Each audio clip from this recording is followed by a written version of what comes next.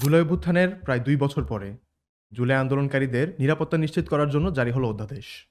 অধ্যাদেশে বলা হলো, জুলাই আন্দোলনকারীদেরকে গণ অভ্যুত্থানকারী হিসেবে আখ্যা দেওয়া হবে এবং তাদের বিরুদ্ধে দায়েরকৃত সকল ফৌজদারি মামলা বাতিল করা হবে এবং ভবিষ্যতে তাদের বিরুদ্ধে দায়েরকৃত কোনো মামলা গ্রহণ করা হবে না।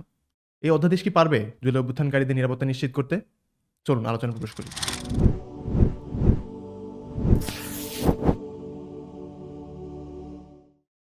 প্রথমে আমরা দেখে নেই যে অধ্যাদেশ জিনিসটা আসলে কি। যখন কোনো রাষ্ট্রে জরুরি অবস্থা বিরাজ করে, অথবা কোনো রাষ্ট্রের পার্লামেন্ট বিলুপ্ত হয়েছে, অথবা পার্লামেন্টের কোনো অধিবেশন চলছে না, তখন যদি রাষ্ট্রপতি মনে করেন রাষ্ট্রের জরুরিভাবে একটা আইন প্রণয়ন করা দরকার, অথবা জরুরি অবস্থায় কোনো সিদ্ধান্ত নেওয়া দরকার, তখন রাষ্ট্রপতি মন্ত্রিপরিষদের সদস্যদের সাথে পরামর্শ করে একটা অধ্যাদেশ জারি করেন। এখন এখানে একটা ক্যাচ আছে।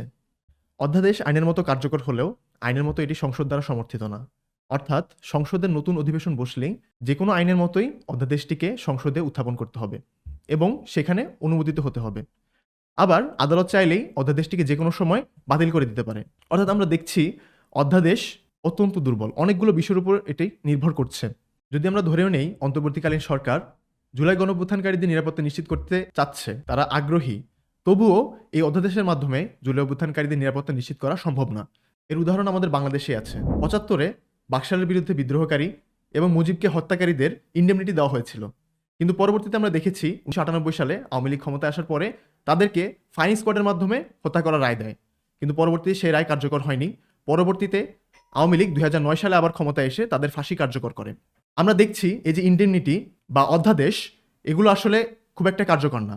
দুই একটা সরকারের ব্যবধানেই এই ইন্ডেমনিটি বা অধ্যাদেশ বাতিল হয়ে যায়। কিন্তু ৭১-এর দিকে যদি আমরা দেখি, মুক্তিযোদ্ধাদের ইন্ডেমনিটি বা অধ্যাদেশ জারি করার মাধ্যমে তাদের নিরাপত্তা নিশ্চিত করতে হয়নি। কেন? কারণ মুক্তিযুদ্ধের মাধ্যমে নতুন একটি ব্যবস্থা, নতুন একটি আইন, নতুন একটি রাষ্ট্রের জন্ম হয়েছিল। পৃথিবীর ইতিহাসে যখনই আমরা দেখেছি কোনো বিপ্লবের মাধ্যমে পুরাতন ব্যবস্থা ভেঙে দিয়ে, পুরাতন ব্যবস্থার সকল কাঠামো উপড়ে ফেলে নতুন কোনো ব্যবস্থা প্রতিষ্ঠা করা হয়েছে, সেখানে বিপ্লবীদের নিরাপত্তা নিশ্চিত করার প্রয়োজন পড়েনি। কারণ সেই ব্যবস্থায় তারাই নতুন আইনের রূপকার, তারাই নতুন ব্যবস্থার রূপকার, তারাই নতুন শাসনের রূপকার। জার্মান দার্শনিক কার্ল শ্মিট বলেছেন, সার্বভৌমত্ব তারই যে ব্যতিক্রম ঠিক করে দিতে পারে।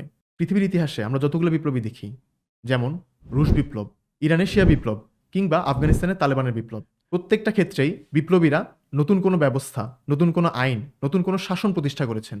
কিন্তু জুলাই বিপ্লবে নতুন কোনো ব্যবস্থা তৈরি হয়নি, নতুন কোনো আইন তৈরি হয়নি, নতুন কোনো শাসন কাঠামো তৈরি হয়নি।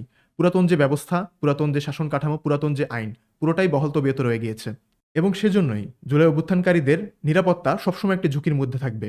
যদি সত্যিকার অর্থেই জুলাই অভ্যুত্থানকারীদের নিরাপত্তা নিশ্চিত করতে হয়, তাহলে দরকার আরেকটি অভ্যুত্থান, যেটি শেষ পর্যন্ত বিপ্লবে রূপান্তরিত হবে।